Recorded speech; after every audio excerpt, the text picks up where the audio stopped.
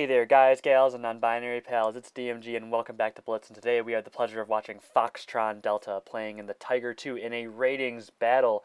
And there will be more on Foxtron later under the name Red Husky, but regardless, let's focus on the match at hand. Now, before we begin, I want to say happy birthday Foxtron Delta. You told me that March 19th is indeed your birthday, so happy birthday. Foxtron is on the Asia server, and he will be showcasing why the Tiger 2 is fantastic on Desert Sands. Now, Foxtron will immediately be going to the heavy side. They will be engaging 3 heavies, but they have a Tiger 2 and a defender, and they may have another heavy. I can't really see the teams because the screen is a little small, but regardless, continue on. Foxtron will be going to a very interesting position at first. It's going to be extremely aggressive. Now, I prefer to take a longer side scraping angle, but Foxtron's going right into this cap and will be putting pressure onto the IS-6. And the Tiger 2, right, its gun is meant for longer range engagements while side scraping. However, Foxtron is getting right up into it. Or should I call you Delta? I don't know. I'll figure that out as I go, right? But regardless, he's putting in great shots, and oof, that's not too great of a shot as he takes a shot and fails to penetrate the enemy target.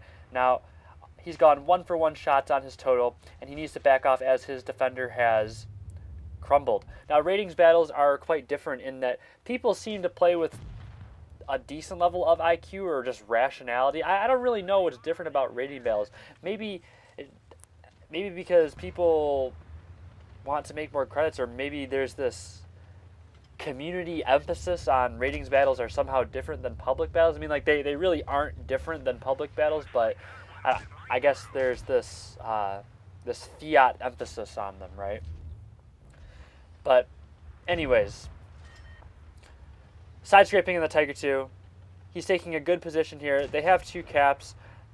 They've lost A, but that's all right. And this AMX 1375 is coming around the corner to try and engage, and they take him out of the game. Now it is a 4-on-4.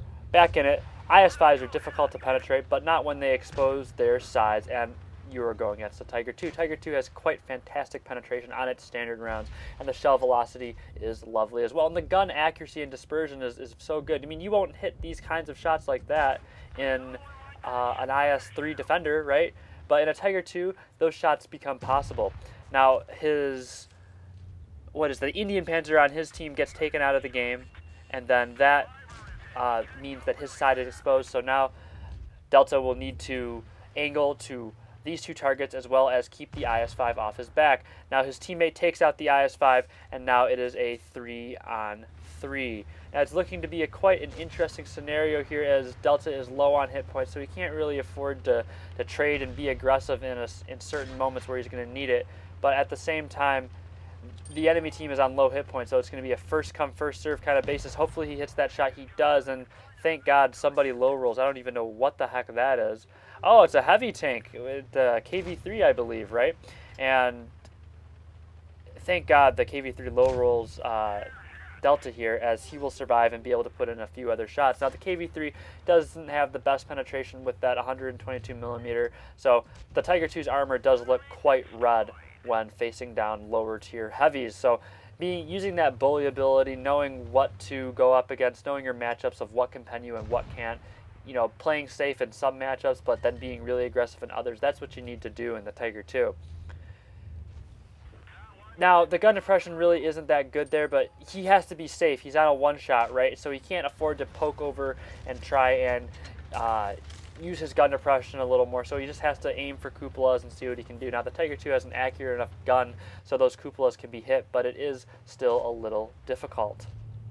Now, that SU-152 is tunneling somewhere else, and they need to kill the SU quickly as cap points are ticking up, so they cannot afford to wait another moment as it will start getting quite hairy. And then if the SU decides to kill someone, actually, the Tiger, well, then it's just on Delta to finish off the game. But luckily that SU just wants to tunnel hard. I don't know what's happening there. I mean, they're firing HE at him. That's not a smart idea. Just go for those consistent penetrations there, man. But anyways, he's going to put in the final round of the game. goes back to AP and takes out the SU-152 for a lovely round in ratings. Now, ratings battles don't turn out like normal battles, but he still gets the mastery for his trouble on Desert Sands for doing 3,500 damage with 3 destroyed. Good job there, and improving his rating and a nice little spare parts bonus as well, giving his alive teammate in the T16 or T29 a team player for his survivability, I guess. Anyways, on to the next one. Now, Fox sent me 2 different replays, and this one I believe is so much more interesting, although it is a lower tier. This is arguably the most overpowered tank tier for tier. This is the KV-1, the tier 5 Russian heavy tank. Now, what is so OP about this? It just has ridiculously thick armor, and considering it's tier 5, people don't understand what the hell they're doing, right? So they'll just, leopards will be auto-aiming at your tracks, right? And, you know, they're going to be bouncing off your angled sides, stuff like that, you know. So it's quite easy just to go and dominate these matchups in a KV-1, especially even when you're bottom tier, you have a good chance of bouncing shots from tanks higher tier than you just because of your armor profile. It's so strong, right? And you also get access to a gun that has a decent amount of alpha, so most tanks, same tier or lower tier, or especially lower tier, everything lower tier is about, what, a 3-shot for you, right? Except other KV-1s, of course.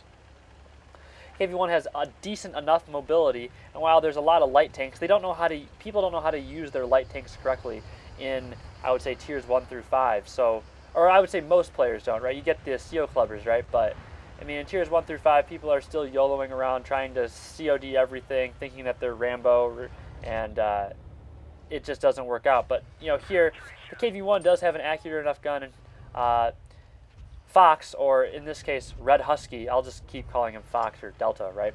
Delta in this situation will be putting in lovely shots into that Onko.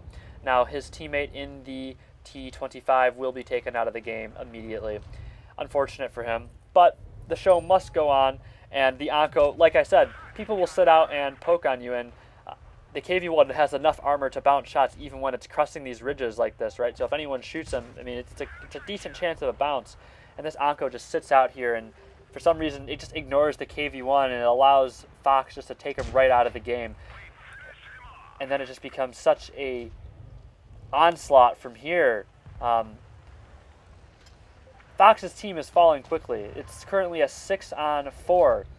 So he really needs to start putting in work. And here's this accurate gun going to work again. It just allows, I mean, it's not even accurate, but it's accurate enough, right, for a heavy tank gun.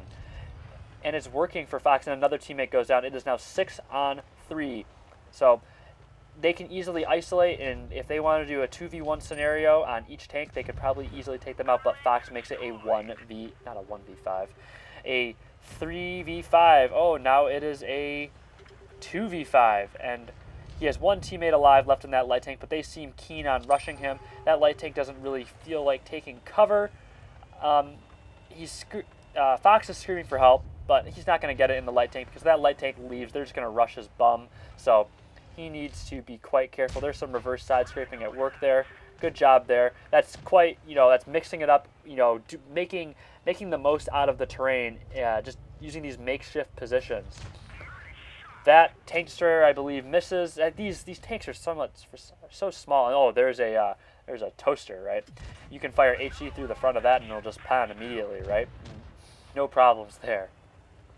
Now, what's Fox going to do? There are so many enemies around him. He needs to decisively kill a target and to minimize the angles that people can shoot at him, because while the KV-1 does have strong armor, it can't fend off everything forever.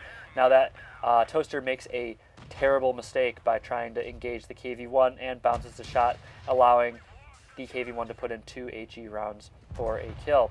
That bathtub dies, and now it is a 3v1. He has reduced his 5v1 situation to a 3v1, but some people are firing HE because they are finding it quite difficult to penetrate the KV-1's armor. He takes out the enemy KV-1. He removes a serious threat on the enemy team, so now it is just down to these last 2 tanks. However, they have him in a crossfire, so if he engages one of them, the other one can shoot him in the butt.